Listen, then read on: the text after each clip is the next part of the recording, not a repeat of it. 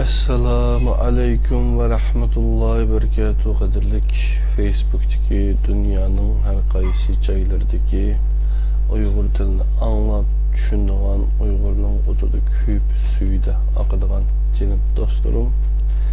Men Abdulaziz Bashto'g'roq Istanbuldan sizlarga Zaytunburniga uyimdan sizlarga Allohninki go'zal salom bo'lgan cennet salam bo'lgan assalomu alaykum va rahmatullohi va barakatuh degan salom bilan bugungi islom tarixi Facebook dersimiz sin derslerden 18. dersimizde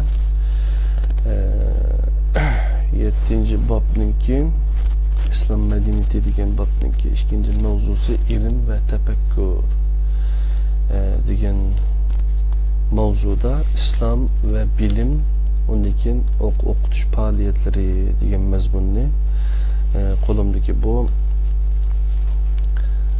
İslam tarixi Profesör Doktor Muhammed Özdemir, Profesör Doktor İbrahim Sarıcan, Profesör Doktor Seyfettin Ershahin degan 3 Profesör Doktorning birleşip yazgan hem de teklimigan Uyghur Neşriyat tarafından 2014 yılı İstanbul'da neşr kılınan bunu kitaptan sizler bilen ortaklaşımın qadirli qarindoshlar. Bunun aldıda bu İmamlar ve Sultanlar degan bunu kitapni biz tercüme kılgan 2015 yılı 8. ayda bitken. Onun için bu yıl bunun bir 100 tane besip taqattık. Onun için bunun şu kısa kalıp 20 minut 10 minutun aşmagan 15 minut arasındaki derslerini qıptağınlaştıratımız bu dersimizni üzüp qalmaydı. Onun başka Erkin Sıdık Doktor Erkin Sıdık akimiz NASA'da işləvatqan hemimizge tutmuştuk buğan. O akimizdinki 5. kısım kitabı Galiplarning karakteri ve sabaqları degan kitaptım. Psikologik urush haqida umumiy tushuncha deganni bir qator o'rganib o'tdik. O dersimiz tadbiriyay kitapları sin dersleri qatorida davom qiladi. Qadirli qarindoshlar, bugun ham bu kolumuzdaki İslam tarihi degan bu eserini seherde sizler bilen yani ortaklaşımız. İkinci ilim ve tefekkür degan babga keldik. İslam ve bilim. Her medeniyetin özgü xas alaylığı boğanıdek İslam medeniyetinin özgü xas alaylığı boğan. Her medeniyet özgü xas alaylığı bilen başka medeniyetlerden farklanıp turdu. İslam medeniyetinin eğizlaşkan vaktimizde bu medeniyetin özgü xas en mühim alaylığı şek şübhisiz ki ilim düşüncesidir. İslam medeniyetinin asası mənbəsi bolğan Kur'an-ı Kerim'de peygamberlerinin bütkül insaniyet üçün bir ilim rəhbər ikənligi ve insanlarını karanğı zulmetten yoruqluğa çıxırış üçün əvətilgənligi bayan qılınğan. Bunun bilen birge İslam medeniyeti tədqiqat ve tefekkürüge alayida əhmiyyət bərgin. Tədqiqat sahasında bir çəklimi qoymağan, lekin tədqiqatını əstaidil ve müstakil elib verişini tələb qılan. Kur'an'ın ilimgi bərgən əhmiyyəti nəticəsində İslam medeniyeti ilim təhsil qilishini barlıq musulmanlarga fərz qılgan. Yine bu buyruqni çörüdəb İslam medeniyeti bir ilim medeniyeti sübütüdə oturğa çıqqan. Musulmanlar bütün ilmi sahalarga işgirləb kirib nəhayət qimmetlik əsərlərini oturğa qoyğan. Onların bu xil tədqiqatını dini bilimlər ve başka bilimlerde iki temiga ayırıp kısaca bayan qilamiz. Bunu bu iki temiga ayırıp verişinin özünün doğru hatalık doğruluk tartışmayımız. Bu kitapta yazılgan boyunca biz yetkileyli. Dini bilimler, tefsir ve kıraat. Tefsir ilminin məqsədi Kur'an-ı Kerim ayetlerinde mənisi uçuq bolmagan yoki ma'nisini tushunish tas bo'lgan oyatlarni o'z fikri bilan tushunish qilib bayon qilib berish deganlik bo'ladi. Peygamber aleyhisselam hayat vaqtida tushunish tas bo'lgan oyatlarni o'zi tushundirgan. Peygamber aleyhisselamdan keyin mufassir deb atalgan olimlar bu ilm bilan mashg'ul bo'lgan. İslam dünyasida ko'plagan mufassir yetishib, 100dan ko'p tafsir yozgan. Mufassirlar orasida Tabari, Zamakhshiri, Fakhriddin Razi, Beyzavi, Qurtubi, Ibn Kesir, Abu Saud qatorliq mashhur mufassirlar bor. Qiraat ilmi Qur'onning o'qish shakli bilan eng go'zal o'qish usulini tadqiq qiladi. Bu ilm islom dunyosi ichida Misr, Andalus ve Türkiye'de en köp terakki kılgan. Hadis, Peygamber aleyhisselamның söz ve hareketlerinin timi kılıp, rivayet kılıdığan ve türlerine ayırıp bahalaydıgan bir ilimdir. Müslümanlar Peygamber aleyhisselamның sözlerini Kur'an'dan keyinki ikinci mənbə deb qabul qılganlıq üçün 8. əsrinin başlarından başlap bularını yazıb qaldırgan. Ahırda Peygamber aleyhisselam'a ait işkelliki iniqlangan 100 minlagan rivayet içidin toğra yoki toğruluğa en yakın bo'lganlarini tanlab bularni o'z ichiga olgan hadis kitoblarini barliqqa keltirgan. Hadis kitoblarining eng mashhurlari 6 kitob Kutubu Sitte deb atalgan Kutubu Sittedir. Bular Buxoriy, Muslimning Sahihi, Ahmed İbn Hanbal'ның Musnedi, İbn Mace, Tirmizi, Ebu Davud ve Nesai'nin Sünenidir. Fıkhi, yani İslam kanunu, şəxs ve cemiyette münasibetli kanuni meselelerini tədqiq qıldığı bir ilimdir. Bu sahada tədqiqat edib bağıcılar faqih deyilir. Fıkhi dini bilimler arasında en tərəqqi qılğan ve özünə xas alaylığı bo'lgan bir ilimdir. 8. ve 12. əsrlər arasında bu ilim sahasında alaylı tərəqqiyatlar bo'lgan. Bu davrda Kur'an ve hadisni asas qilib, bazı qaraşlarını o'tirib qo'ygan bir-biridan farqli fiqhi olimlari yetishib chiqqan. Bular o'tirib qo'ygan qaraşlar keyingi yillarda o'z ismi bilan atalgan fiqhi mazhablarini barliqqa keltirgan. Farqli mazhablarning o'tirib chiqishi islom dinining fikr erkinligiga ehmiyet bergenlikinin bir neticesi idi.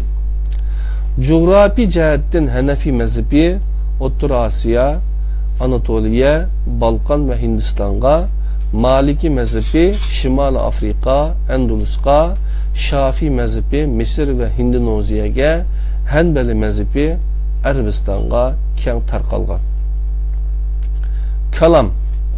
Kalam ilmi İtikadi, Allah'ın barlığı, birliki, peygamberlik, kaza ve kader, cennet, cehennem qatarlıq meselelerde insanlar duş kelgen şübhe, yoki bu vaqtda oturup qo'yilgan xato tushunchalarni tuzitish maqsadida o'tirib chiqqan.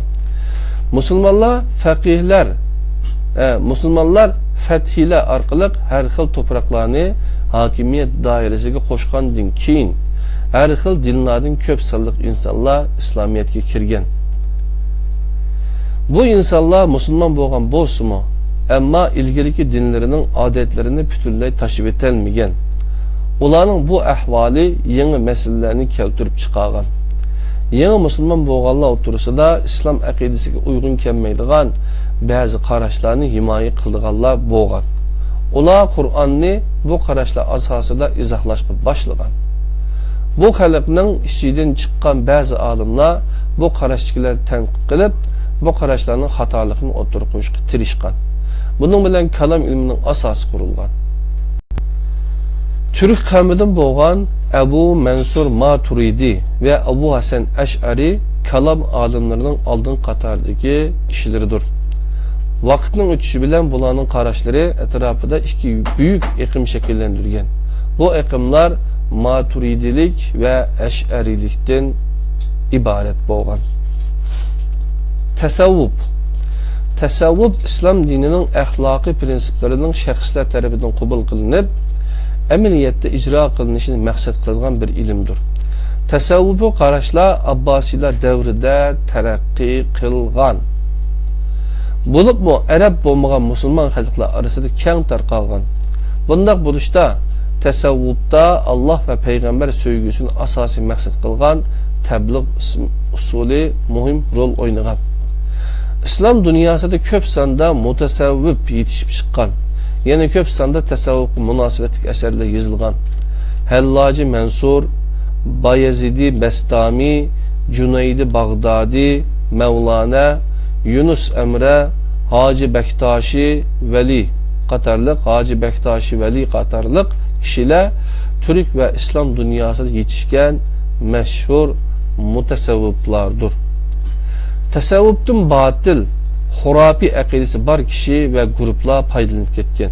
Mesela işleş, emgek kılış İslam dininin qattiq ta'kidlaydigan tavsiyalardan birisi bo'lsa-mu, ammo o'zini tasavvuf ahli deb qaraydigan ba'zi kishilar o'z fikrlari bilan insonlarni yo'qsullashga tashviq qilgan.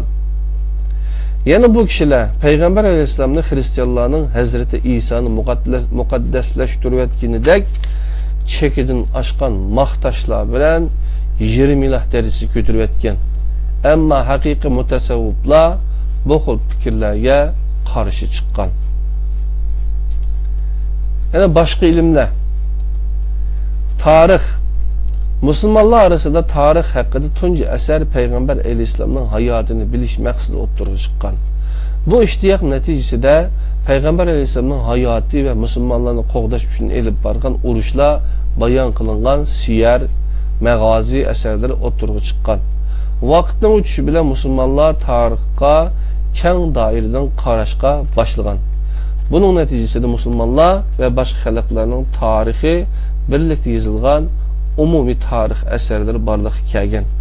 Bunun bilan birga shahar, rayon ve devletlerinin tarixini asas etimi qilgan eserler yazılgan.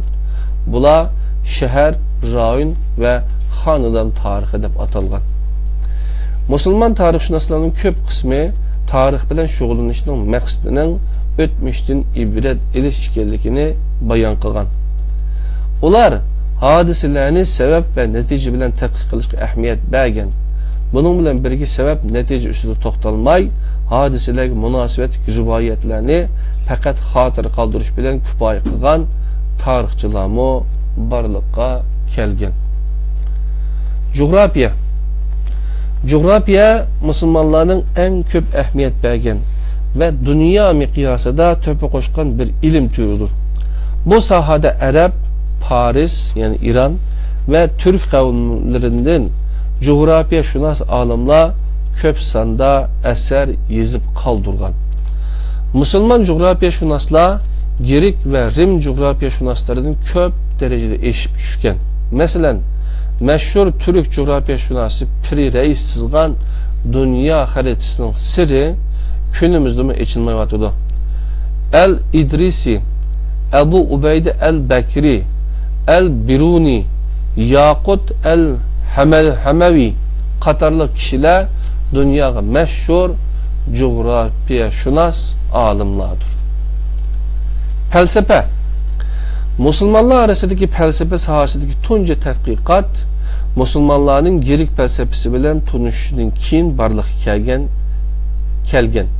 Kindi, İbn Sina, Farabi, İbn Bace, İbn Tufayl, İbn Rushd qatarlıq musulmon faylasuflar muhim eserlerini yazıp kaldırgan. Avrupalıklar Girik felsefesini ularning eserini o'qib o'rgangan. Bo'lib İbn Rushdning din bilan aqlni yaqinlashtirishga tirishchanligi Yahudi va Xristian iloyatchilariga qattiq ta'sir qilgan. İslam dünyasida felsefega yaxshi qaramaydigan vaqtlar bo'lgan. Bu fikrni tashabbus qiluvchilarning eng mashhur vakili 12-asrda yashagan mashhur olim G'azzali bo'lgan. O felsefiçilerin turaksızlığını tilga ilib Tehapetul Felasife namlıq bir eser yazgan. Endalusluq meşhur feylasuf İbn Rushd felsefenin muhimliğini ve G'azzalining turaksızlığını tilga aladigan bir eser qalamga ilib G'azzaliga javob bergan. Matematika. Musulmonlar ko'p ahamiyat bergan ilm sohalaridan birisi matematikadir.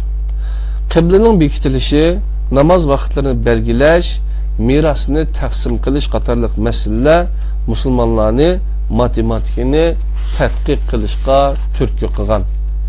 Matematika tadqiqoti Umaviylar davrida boshlanib, Abbosiylar davriga kelganda taraqqiy qilgan. Dunyoga mashhur matematikchilardan Xorazmiy, Türk matematikchisi Ibn Turkning tadqiqoti bilan texim yuqori pallaga chiqqan. Musulmon matematikchilar insoniyatga muhim tuhfalarni qo'shgan. Kunimizda butun dunyoda ishlatilayotgan son sistemasining asosini musulmonlar qurgan. Nolni musulmonlar kashf qilgan. Yana algebrani musulmon matematikchilar ijod qilgan. Astronomiya. Qadrli qarindoshlar, mayada yana bir gapni deb qo'yay. Bu biz Uyg'ur akademik qarindoshlarimiz birlikda yozgan xatini 8 qismliq 1001 ijod deydigan Hilal TV'ning ishlagan hujjatli film sifatida.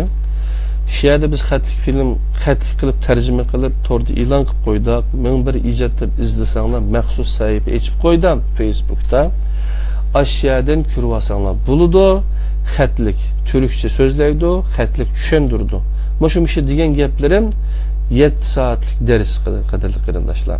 Mayada biz 1 saat kalmayla bunu tom taklama oturup koyuyumuz. Bu 380 betlik kitapta bunda tefsili kirip gitemeydi elbette. Şuna aşağıya müracaat kılıp aşağıya okup bakınlar. Eğer avaz artist qarindoshlarım, avaz artistlar qarindoshlarım. Boşuna bir avaz berib qo'yayli, fi sabilillah deydigan niyatingiz bo'lsa, ayna 1001 ijod degan film xatlik qilib qo'ydik. Xatini yo'llab beramiz tekstini. Bu jihatda xalqimizni aydınlaşsanglar, qadrli qarindoshlar. Hamda astronomiya.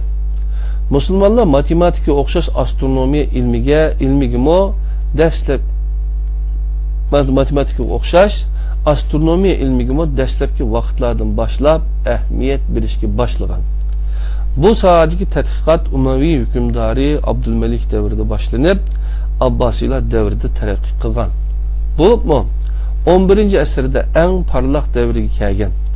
Bu davrda ko'plagan astronomiya olimi yetişip qimmatli eserlerini yazıp kaldırgan. Abbasi sarayida Muhammed Fazari vaqt ölçeş esvabi usturlabni ijod qilgan. Misrda El-Hakim, Andalusda Zerkeli, İslam Şarqida Biruni, Nasruddin Tusi qatorliqlar astronomiya sohasidagi mashhur olimlardir. Masalan, Türkistonlik Biruni Galilei'den 100 yıl ilgiri yer şarının Quyosh etrafida aylanganligini bayon qilgan. Osmanlılar davrida Ali Qushchi, Sinan Pasha ve Qadizade qatorliq olimlar astronomiya sohasida muhim tadqiqotlarni ilib borgan. Ali Qushchi to'g'riliq so'zlabdi. Ali Qushchining ustozi bo'lgan Ulug'bek, yani O'rta Osiyodagi astronom podshoh. Onunki romanini o'qib o'qishni tavsiya qilaman. Fizika.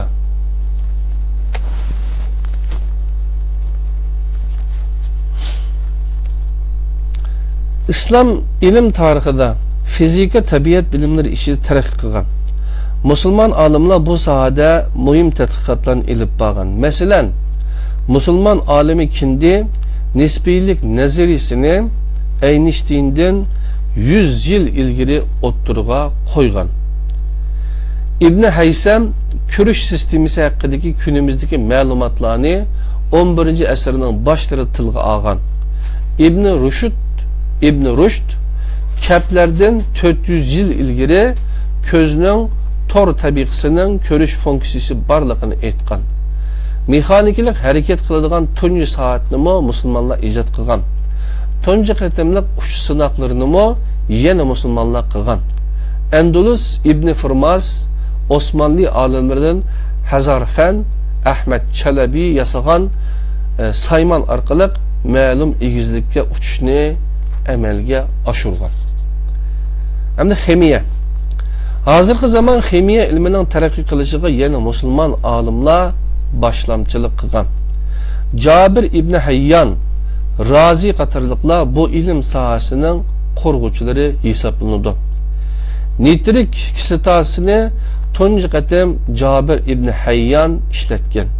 Yana ba'zi musulmon ximiyachilar ximiyaviy moddalarning hajmi va ig'irligini o'lchash uchun nozik tarozilarni ijod qilgan.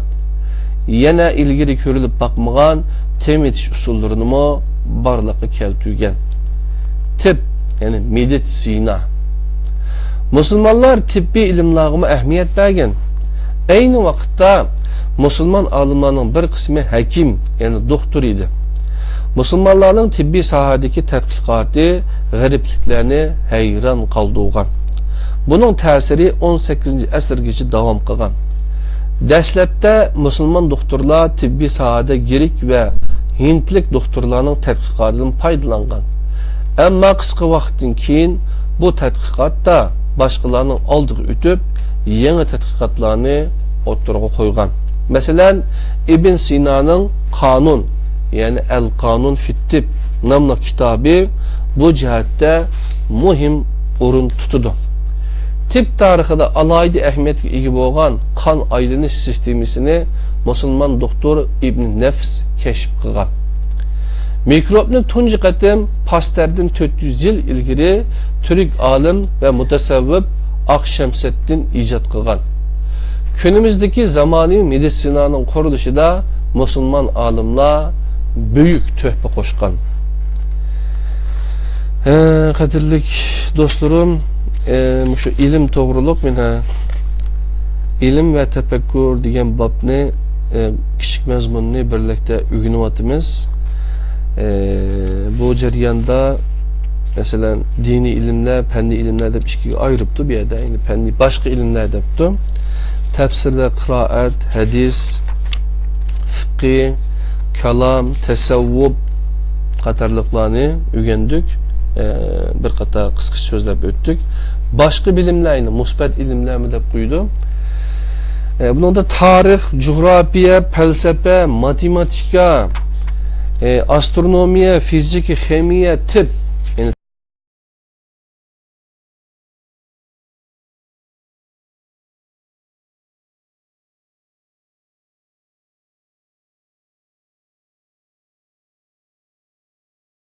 to'g'rilikmi qisqacha ma'lumotga ega bo'ldik.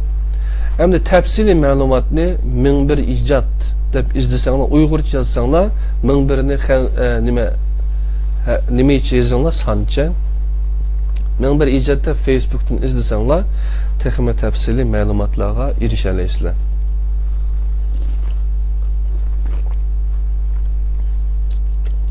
Hamda o'qitish ilim ve tefekkür degan ikinci mezmununki ikinci küçük bölümü o'qitish faoliyatları.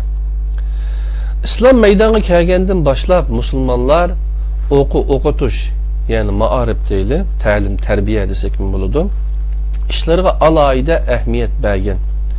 En avval Peygamber aleyhisselam cemiyetni terbiyelashga mas'ul bo'lgan bir o'qituvchi idi. Allah razı olsun, kaderli kardeşim.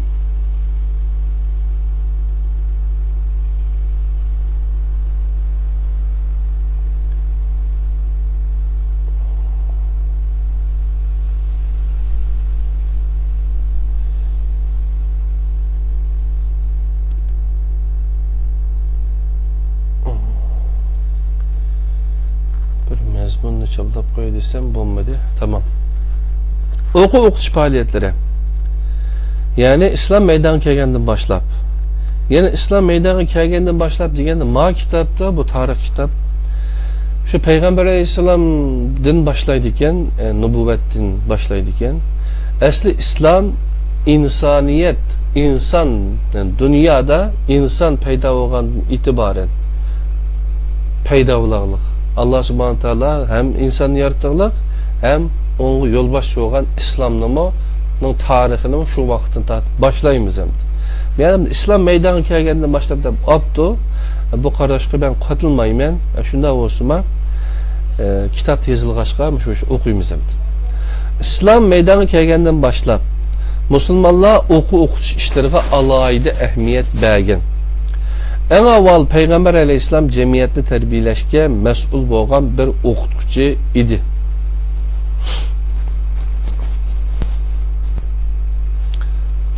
Ma derizini itvessam bo'g'idek jiq mazmunga qolmagan.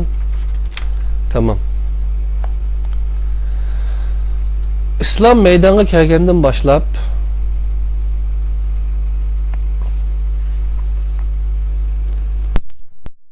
elip o'qay jenim qarindoshlar, xafa bo'lmaysizlar.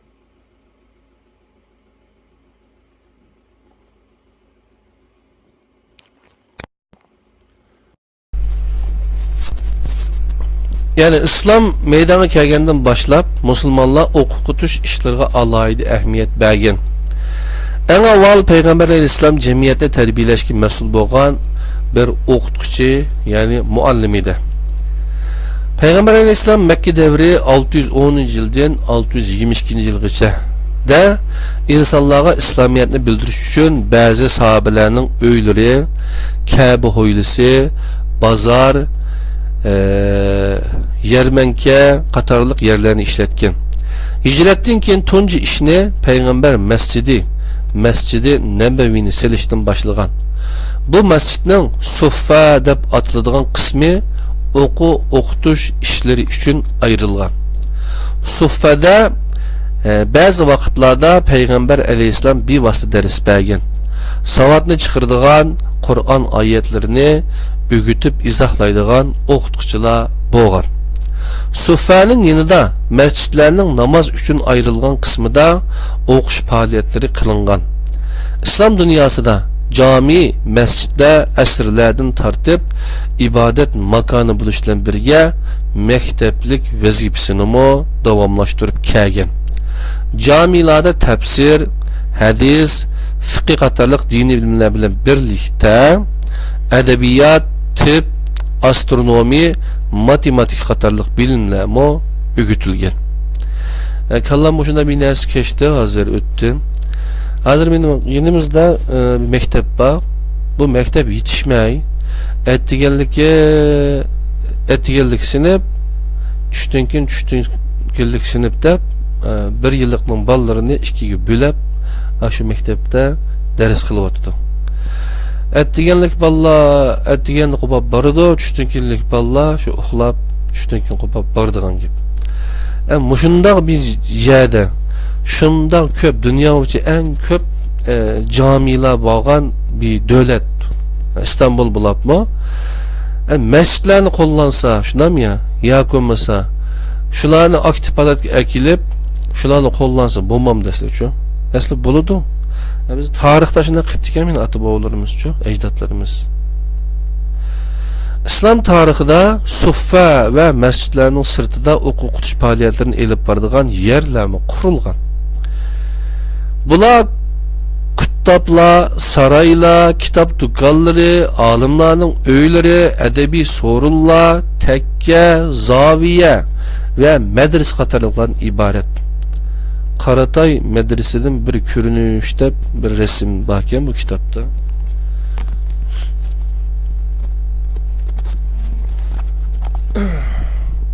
Eğer o kitapni o'zingiz setib olsanglar, texmi yaxshi ko'ralaysizlar.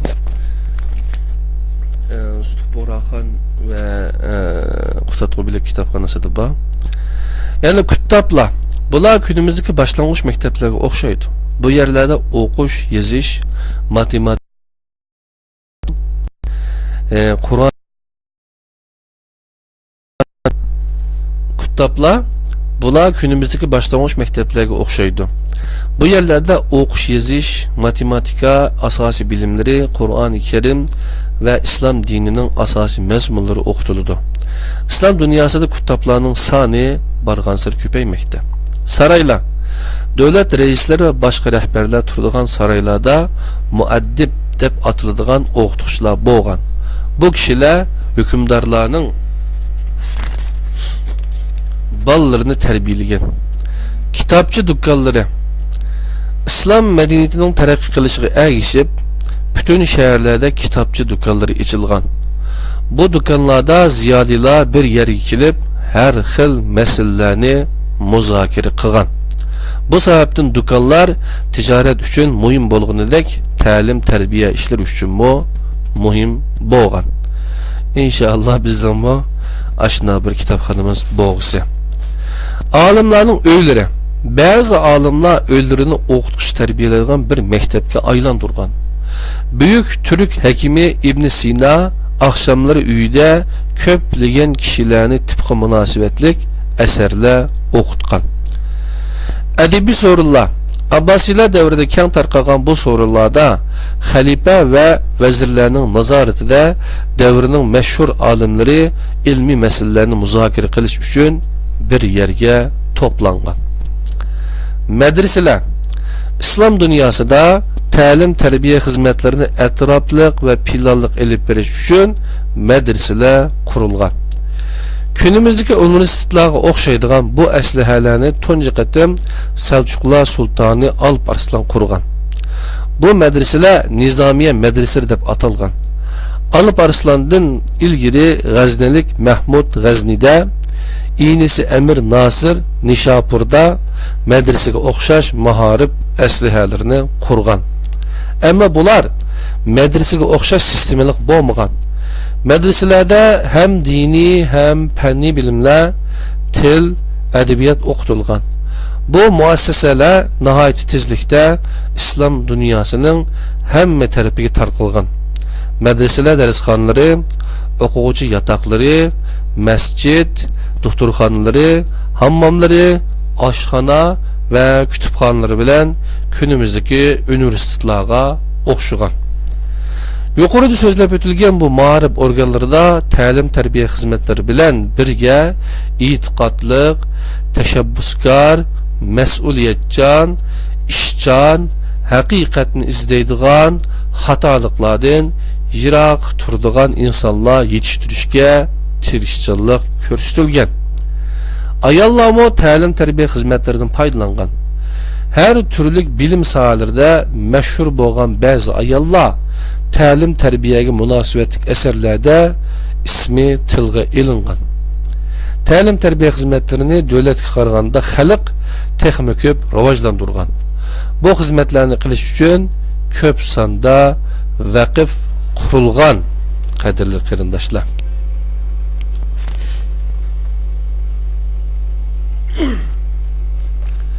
Bugungi mazmunni mishagicha so'zlasak, qadrli qarindoshlar, 32 daqiqa bo'libdi. Kütüphaneler deganda bir so'zlab o'tay. İslam dünyasida kitap ve kütüphaneler. O'zimga ma'mu kitobchi bo'lgandan keyin, nashriyatchi bo'lgandan keyin o'zimga munosabatli bir mazmun chiqib, shunday bir xo'sh bo'lib ketdim. Peygamber Aleyhisselam'a Kur'an-ı Kerim nazil bo'lgan chaqda jamiyatda o'qish va yozishni biladiganlar nayt az idi. Bunun bilan birga jamiyatda yoziq madaniyatimi mavjud emas edi. Peygamber Aleyhisselam Kur'an oyatlarini yozishga ahamiyat bergan. Bunun bilan Kur'an bir tarafdan yoziqchi tekstlar bilan qo'g'dalgan bo'lsa, yana bir tarafdan mushrik asrlar ishidan o'qish va yozishni bildiganlar musulmonlarning savodini chiqarishga mas'ul qilingan. Yana mushriklar bilan tuzilgan kelishimlarning yoziqchi bo'lishiga ahamiyat berilgan. Davlat reislarini islomga da'vat qilish uchun maktublar yozilgan. Bularning hammasi Payg'ambar alayhissalomning yoziq madaniyatiga qanchalik ahamiyat berganligini ko'rsatdi. Payg'ambar alayhissalomdan keyin musulmonlar orasida yoziq madaniyati tezlikda taraqqiy qilgan. 4 xalifa davrida oldi bilan Qur'oni Karim kitob shaklida ko'paytirilib, musulmonlar hokim bo'lgan yerlarga avatib berilgan. Peygamber Aleyhisselam'ın hayatı ve sünnetini toplaş üçün gayret qilish neticesinde siyer ve hadis kitapları oturga çıqqan. Vaqtning o'tishi bilan İslam dünyasının her qaysi rayonlarida alimlar yuqorida so'zlab o'tilgan sohalarda ko'plagan asarlarni yozib qoldirgan. Abbasiler devrinde Girik, Paris yani İran ve Hindi medeniyetinden felsefe, astronomi, tıp ve edebiyatga münasebetlik eserler Arapçaga tercüme kılıngan. Bunun için Abbasilerning paytaxti Bag'dodda Beytul Hikme deb atalgan bir tadqiqot merkezi qurilgan. Merkezning yeniga kitoblari nihoyat ko'p bo'lgan bir kutubxona silingan. Yana boshqalar va olimlarning xususiy kutubxonasi bo'lgan. Natijada Bag'dod o'ttir asrda ko'p miqdorda kutubxonasi bor bir shaharga aylangan. Bag'dod bu alaylık bilen İslam dünyası ve bütün dünyada kitap ve kütüphanesi en köp boğan bir şehir deb tonulgan. Kadirli kırındaşlar, bu şehir, bu Bag'dod kütüphanesi Amerika'nın Irak'ını mustamlika qilishi bilen, Irak'ı besip kirişi bilen tuncu bo'lib vayron qilingan ya şu Bag'dod kütüphanesi. Adamның işçi etişudu. Bu Bag'dod kütüphanesi burun yani bu nimelerninki Moğollarning istilası bilen mo vayron qilingan. Hatta şu çağdaki deryaga tükep şu deryada bir qancha ay siyah qari siyahning rengida shunda suv oqqan degan gaplar bo'lgan. Qadrli qarindoshlar, 1258 yılda hozir chiqdi ekan. Moğollar Bag'dodni ishg'ol qilgandan keyin shaharga o't qo'yib ko'ydirib etishi bilan kitob va kutubxonalarning ko'p qismi kuyib kulga aylangan. İslam dünyasida Bag'dodga o'xshash hokimiyat markazi bo'lgan her shaharda cho'ng kutubxonalar silingan. Fatimiylar davrida Qohiradagi saroy kutubxonasida 10 asrda Andalus Umaviylarning poytaxti Qurtabidagi saroy kutubxonasida minglagan kitoblar qo'yilgan. Kayravan, Marakesh, İşbiliye, Tulaytula, Buxara, Samarqand, Hirat, G'azni qatorliq hokimiyat markazlaridami kitobi ko'p bo'lgan kutubxonalar qurilgan. Selçuk Türkleri yuqorida so'zlab o'tganimizdek Nizamiye medresesini qurib İslam dünyasiga o'lgu tiklab bergan. Medrese qurish bilan qolmay Nishapur, Mervi, Ispahan, Hamadan, Hirat, Rey,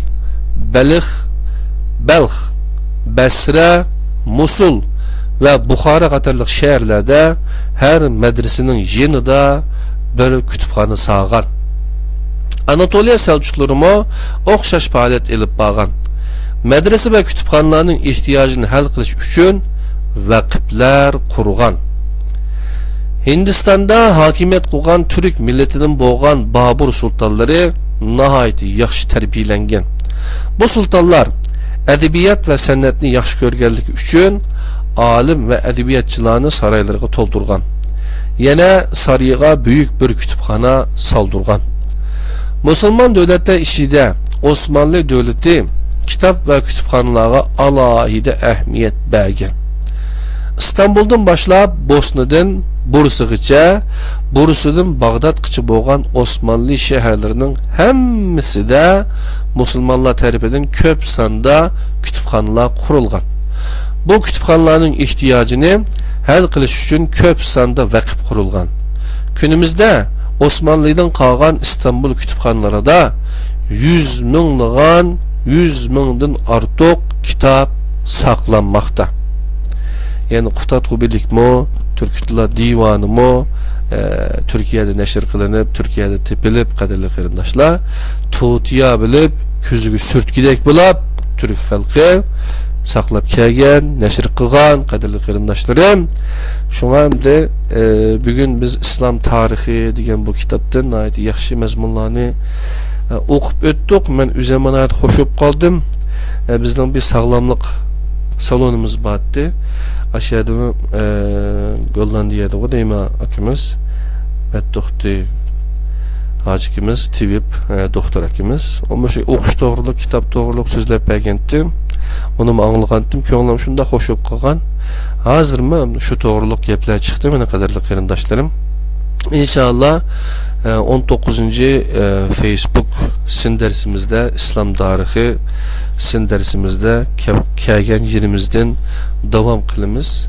O çağda biz yine til, edebiyat ve başka sahalar doğruluk, İslam düşüncesi de taklit ve turgulluk diyen mezmunlar bilen birlikte şu mezmunların ügündükemiz 19. Facebook sin dersimizde 20'si de sanat ve binakarlık diyen mezmunda sanat ve İslam sanatının ki mahiyeti ve terakkiyatı, İslam sanatının türleri diyen mezmunlarını toxtulukemiz, ondaki binakarlık toğrusidagi mezmunlar keladigan qadrli qarindoshlar. Demek bir milletni tutib turadigan narsaninki madaniyat ekanligi ortaga chiqig'liq inshaalloh. Tarixni o'rganishning foydasi o'zimizningki burunqi ochiq saboqlarini yakun chiqarib, kelgusimizni texmo dağdam qadamlar bilan besishimiz uchun foydasi bo'ladi deb o'ylaymiz. Demisimi Qur'on-i Kerim'de Allah Subhanahu Teala 2000'e yakın ayetlerde insaniyettin tarihini dep birlik, bu dünya ve o dünyamızı cennetke aylandırış için tarih ügüneyli, tarihten sabak alaylı. Esselamu Aleyküm ve Rahmetullahi ve Berekatuhu.